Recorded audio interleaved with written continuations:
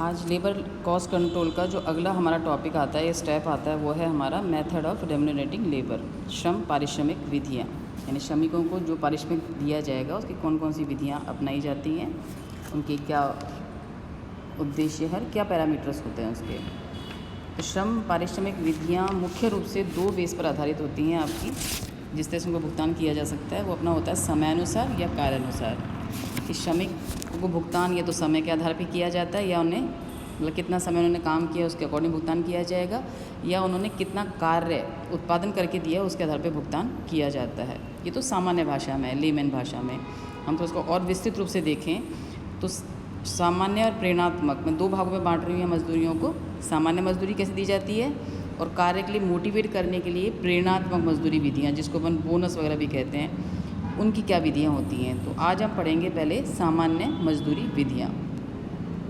सामान्य मजदूरी विधियों को हम दो भागों में बांट सकते हैं, समय दर और कार्य दर। समय दर अकॉर्डिंग कितना समय उसने कार्य किया है उसके अकॉर्डिंग भुगतान करेंगे तो समय दर है, और कार्य के अकॉर्डिंग भुगतान किया जाता है तो वह हमारा कार्य दर है।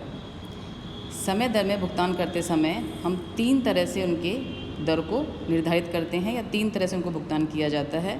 पहला, सीधी या सामान्य श्रम दर विधि, दूसरी उच्च स्तरीय श्रम दर विधि, और तीसरी है हमारी परिवर्तित श्रम दर विधि।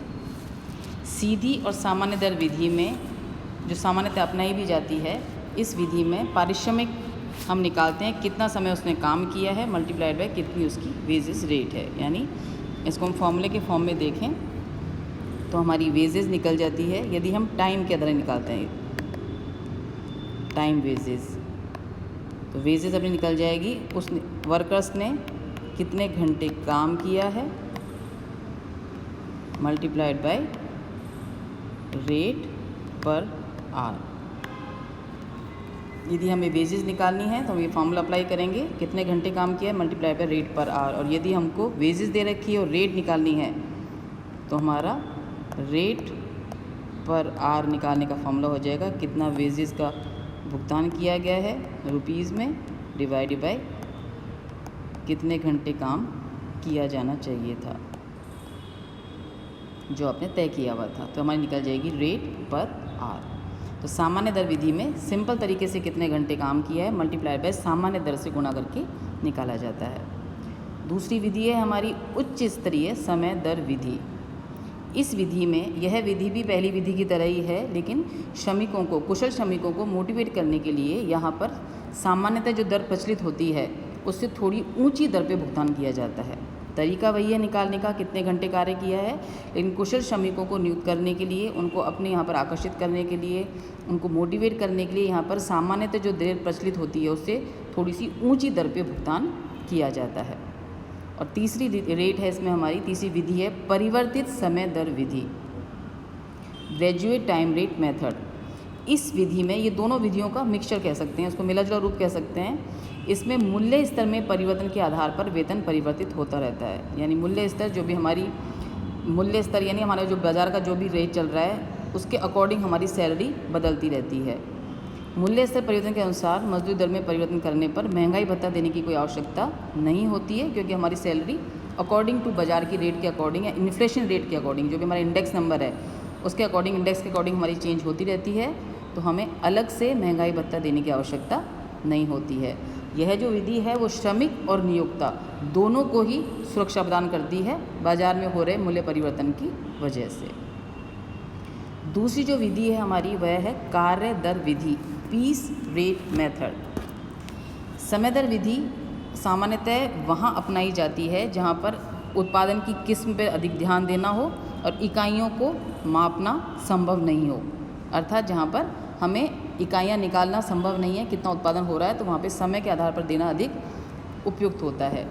लेकिन ऐसे व्यवसाय, ऐसी संस्थाएं जहाँ पर सदैव एक समान वस्तु का उत्पादन होता है और जहाँ पे इकाइयों को ज्ञात करना, नापना संभव होता है, या जहाँ पे ऊपरी व अधिक मात्रा में होते हैं, वहाँ पर पीस रेट कार्य दर विधि से भुगतान करना अधिक सुविधाजनक सही होता है। कार्य दर विधि भी तीन तरह से चुकाई जा सकती है। पहली, सामान्य कार्य दर विधि, स्ट्रेट प्राइस मेथड। सामान्य कार्य दर विधि भी, जो सीधी दर विधि इसको बोलते हैं, ये भी हमारी सेम उसी तरीके से निकालेंगे जैसे हमने निकाला था।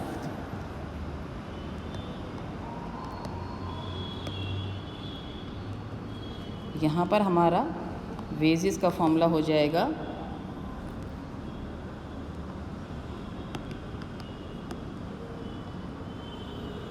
आपने कितनी इकाइयाँ प्रोड्यूस्ड की हैं multiplied by rate per unit. एक इकाइयों में कितनी रेट चुकानी होती है वेजेस रेट, और कितनी हमारी इकाइयाँ बना के दी हैं वर्कर्स ने, इसको मल्टीप्लाई करने पर हमारी वेजेस ज्ञात हो जाएगी। और यदि हमको रेट पर यूनिट निकालनी है तो हमारा फॉर्मूला हो जाएगा हमने कितनी वेजेस भुगतान की है रुपीज़ में डिवाइडेड बाय कितनी यूनिट्स प्रोड्यूस की जानी थी। कितनी यूनिट्स का प्रोडक्शन आपने प्रमाप तय किया था उसमें डिवाइड कर देंगे तो हमारी निकल जाएगी रेट पर यूनिट। दूसरी जो विधि है हमारी कार्य दर में वो है अंतरयुक्त कार्य दरें। श्रमिकों को प्रोत्साहन करने के लिए यहाँ पर दो तरह की कार्य दर तय की जाती हैं। एक निश्चित प्रमाप तय कर देते हैं, यदि प्रमाप दर या उससे कम काम पर हमारी सामान्य रेट होती है, और कोई श्रमिक यदि उस प्रमाप से अधिक उत्पादन करके देता है तो उसे थोड़ी सी ऊंची रेट पे भुगतान किया जाता है, जिससे कुशलता वाले श्रमिकों को प्रोत्साहन मिल सके और बाकी कर्मचारी भी प्रोत्साहित हों और अच्छा काम करने के लिए। इस अंतरित कार्य दरें डिफरेंशियल पीस रेट पर टेलर और मैरिक, जो अपन आगे जाके पढ़ेंगे, टेलर और मैरिक की जो योजनाएं हैं निकालने की वो इसी पर बेस हैं कि कर्मचारियों को डिफरेंशिएट दो भागों में बांट देते हैं, कौन से आपके कम कुशल हैं, कौन से आपके अधिक कुशल हैं। तीसरी जो विधि है वो है हमारी गारंटी की हुई न्यूनतम दैनिक दर के साथ कार्य की दरें, न्यूनतम दर के साथ। यह विधि अकुशल कर्मचारियों को सुरक्षा प्रदान करती है।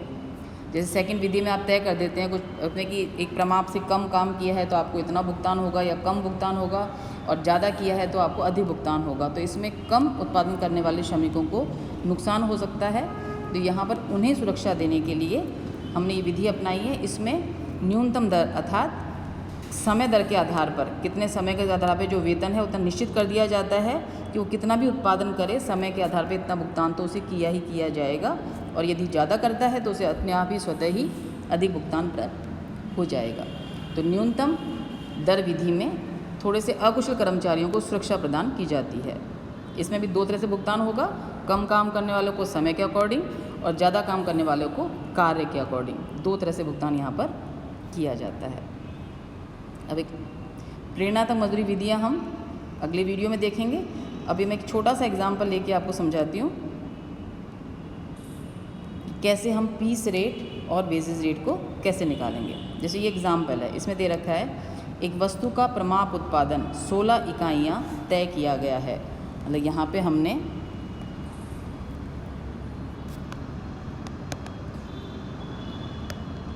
स्टैंडर्ड प्रोडक्शन तय कर दिया है 16 यूनिट्स।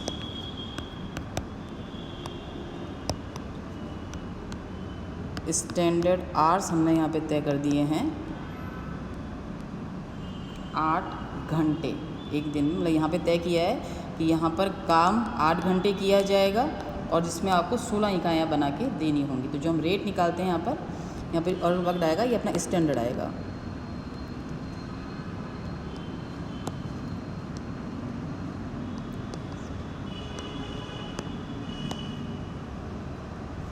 तो यहाँ पे तय किया गया है कि एक वस्तु में प्रमाप उत्पादन 16 इकाइयाँ की प्रमाप तय किया गया, घंटों में हमें 8 घंटे का एक दिन का प्रमाप तय किया है, जिसमें 16 रुपये प्रतिदिन से भुगतान किया जाता है। जो वेजेस हमारी यहाँ पे फिक्स की गई है वो वेजेस हमारी यहाँ पर फिक्स हुई है 16 रुपये। प्रश्न है ए, बी और सी तीन श्रमिकों ने क्रमशः 12, 16 और 24 इकाइयों का उत्पादन किया है। तीनों श्रमिकों की प्रति घंटा प्रति इकाई मजदूरी ज्ञात कीजिए। प्रति घंटा भी निकालनी है हमें मजदूरी और प्रति इकाई भी निकालनी है। यदि समय दर से भुगतान किया जाए या फिर कार्य दर से भुगतान किया जाए। समय एवं बोनस दिया जाए। तीन तरह से सॉल्व करना है हमें, समय दर के अकॉर्डिंग, कार्य दर के अकॉर्डिंग। समय दर एवं बोनस दिया जाए। बोनस सामान्य से अधिक उत्पादन का 50 पैसे प्रति इकाई होगा। तो पहले हम निकालते हैं यहाँ पे बेसिस समय रेट से और पीस रेट से। पहले हम रेट निकाल लेते हैं। तो रेट हमारी निकल जाएगी, रेट पर आर, जो हमारी समय की रेट निकलेगी, वो हमने भुगतान किया है यहाँ पे 16 रुपये का, तय किए हैं हमने 8 घंटे, तो हमारा आ जाएगा 2 पर आर। जो वेजेस रेट टाइम बेस पर है वो है हमारी 2 रुपये प्रति घंटा। दूसरी जो रेट पीस रेट है, पीस रेट हमारी निकल जाएगी 16 रुपये की वेजेस है, 16 इकाइयाँ बना के देनी है, तो हमारी निकल जाएगी ये ₹1 पर यूनिट। यानी वेजेस टाइम के अकॉर्डिंग निकालेंगे तो हमारी रेट है 2 रुपये प्रति घंटा, और हम निकालते हैं यूनिट के अकॉर्डिंग तो हमारी निकलती है 1 रुपये प्रति इकाई। तो मैं यहाँ पे करके दिखा रही हूँ आपको टाइम रेट से कैसे निकालेंगे और पीस रेट से कैसे निकालेंगे। वर्कर्स यहाँ पे 3 हैं आपके, A, B एंड C।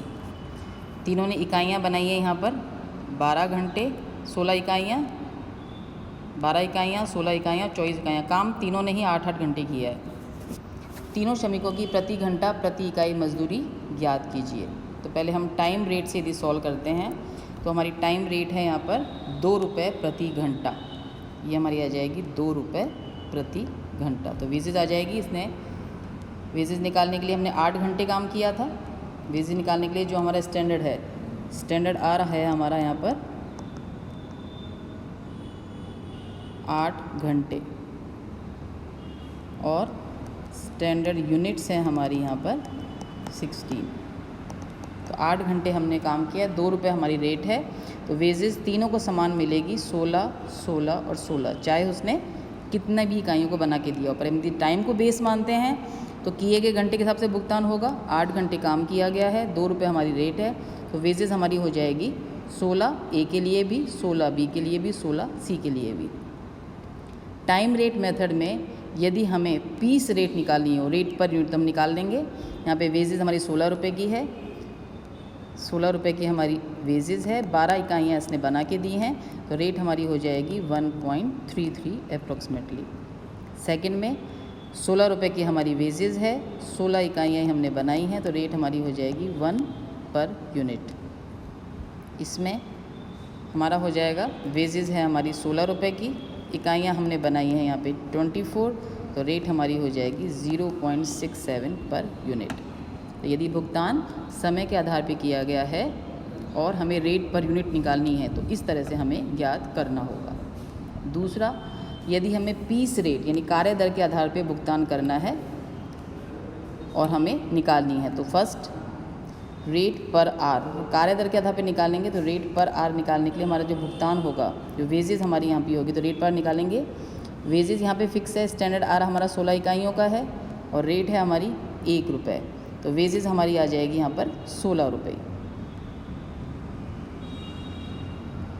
यहाँ पर रेट जो होगी, यहाँ पे 12 इकाइयाँ बनाई हैं, 1 रुपये हमारी रेट है पर यूनिट के हिसाब से, तो 12 रुपये हमारी वेजेस है। इसने काम किया है 8 घंटे, तो 12 डिवाइड बाई 8, रेट हमारी आ जाएगी 1.5। तो यहाँ पे जो हमारी वेजेस थी वो 8 घंटे काम किया था, 2 रुपये की रेट थी 16 रुपये। यहाँ पे हमारी वेजेस है वो 16 इकाइयाँ बनानी है, 1 रुपये की रेट हमारी फिक्स है, तो ये हमारी आ जाएगी 16 रुपये।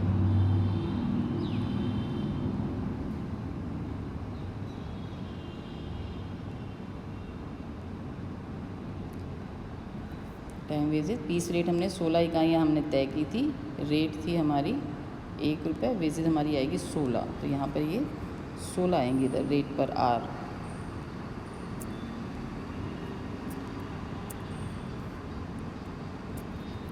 सेकेंड सिचुएशन में हमारी वेजेस रेट है, यहाँ पे वेजेस जो हम निकालेंगे वो यहाँ पे निकाल सकते हैं, तो अपने आ जाएगी 1 रुपये के अकॉर्डिंग 12, यहाँ पे 12 की वेजेस आ रही है, यहाँ पे हमारी 16 की वेजेस आ रही है और यहाँ पर हमारी 24 की वेजेस आ रही है। 12 इकाइयाँ इंटू 1, यहाँ पर आ जाएगी हमारी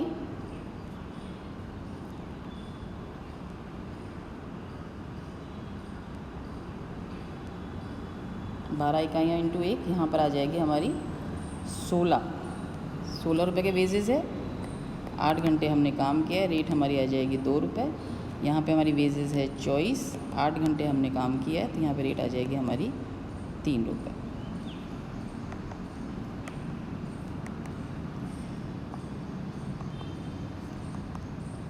क्लियर है।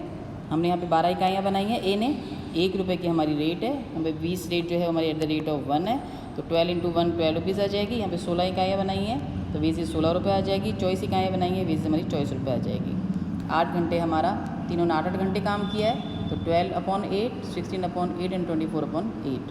रेट पर यूनिट हमारी फिक्स ही है, 1 पर यूनिट। इस तरह से हम ज्ञात करेंगे वेजेस रेट और पीस रेट। इस टेबल को अच्छे से समझने की कोशिश करना, क्योंकि इसकी ज़रूरत हमें आगे पड़ेगी और क्वेश्चन सॉल्व करने के लिए।